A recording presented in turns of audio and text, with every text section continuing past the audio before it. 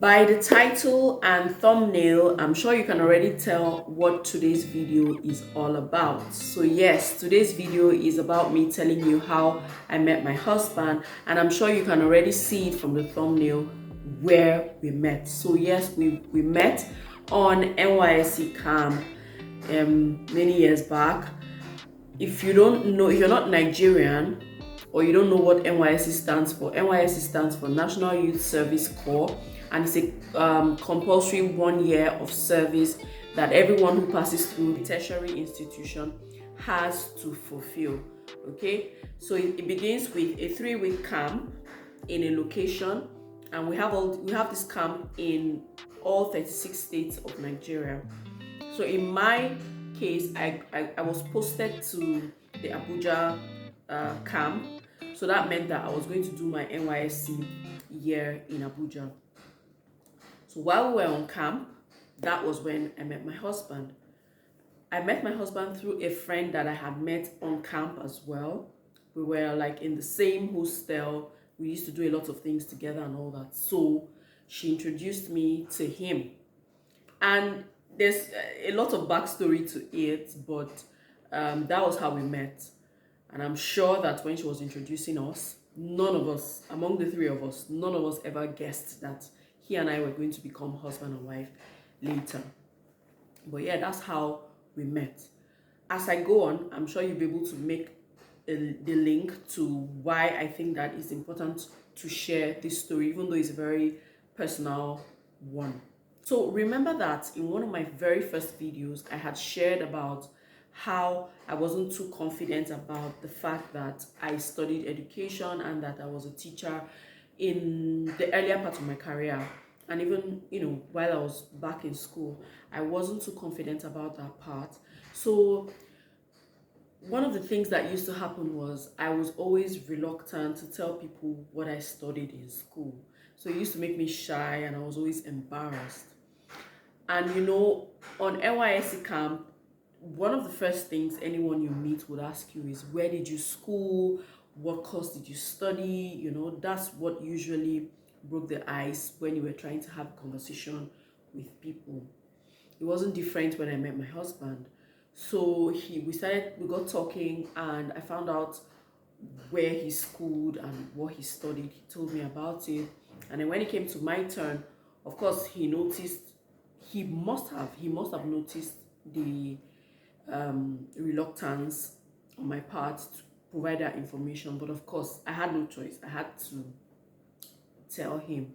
So the first thing he did was he just said, "Oh, that's quite interesting because um, I also was offered physical and health education in university to study the first time I got admission into university." And I was like, "What, really? So what happened?" So he went on to tell me how, for him, it wasn't difficult to switch to another discipline. It wasn't difficult. And that's the thing about, destiny and purpose. For me, I think I also shared how difficult, no, maybe I didn't share this part, but when I was offered my course, right, I did everything possible to leave the course. I tried to do a change of course, it didn't work out. I wrote JAM again. I think I got my worst JAM score when I wrote JAM again, in that time that I was trying to switch. So nothing that I did worked. So that's why I strongly believe that the hand of God is upon this whole thing, and that this is really where I'm supposed to be. So for him, it was easy to switch to a different course in a different university, and then he left and went and did his degree in another university and everything. But for me, that wasn't the case. So he told me that story.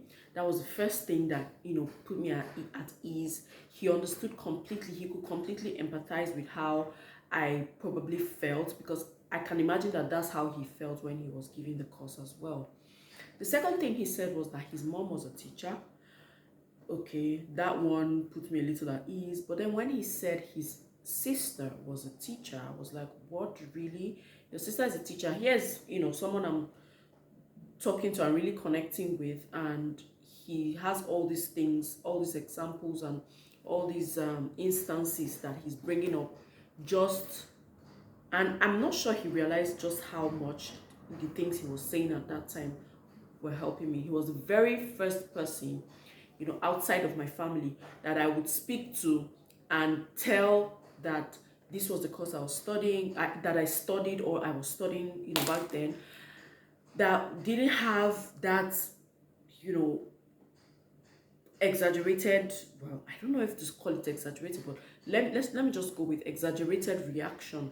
He was just cool, calm, and collected, and he seemed to understand completely. So that was one of the first things that endeared me to him. And as a result of that, I have always been very comfortable talking to him about issues of work and all that. After NYC camp, I was posted to the school that I did my service year in, and later spent a few years in. He would pick me up from my location where I was staying at the time. I was staying with my uncle's house with his family. He would pick me up from there, take me to work. He would pick me up after work, drop me back home. Everything that I was doing concerning my work and career, he was fully invested in it. And that time we were not even married yet. We would get married, 3 to 4 years after we met on NYC camp. You see. So, but even before we got married, he was heavily invested in my career and ensuring that I was being the best that I could be at my job. And he just kept encouraging me to do whatever I needed to do to break barriers and excel and succeed in this thing. So he has been one very, very constant factor in my education journey outside of my immediate family at that time. Remember I said that my mom encouraged me a lot. When I first got the course, she really encouraged me and she told me that I had great potential to do well in this field. I don't even know what she saw at that time, but she kept on saying it. And even before my mom died, she had gone back to school to do a PhD in education herself. So she herself was also planning to dive into the education field. Her dream was to own a school one day. But, well, life happened. So that's the thing with that's how it went with my husband. From that time to this very time, he has been my biggest cheerleader, spurring me on, sponsoring me for courses where he thought I needed to do them, just encouraging me to be the very best that I can be. So the reason why I thought to share this story is that sometimes we meet people in our lives that really need to be there to help us achieve our purpose. The people we meet in our lives sometimes are part of God's plan in our fulfillment of purpose, or in the plan, in the grand plan for our lives. So I could have gone on holding on to my negative feelings of, oh God, why me? Why am I the one that had to study education? I could have also tried as much as possible to work my way out of working in a school during my service year, because you remember my initial plan was to get posted into a different office that had nothing to do with education, so that from there I would start my career in a different field. But my husband was one of those people who kept encouraging me to try to do my service in school.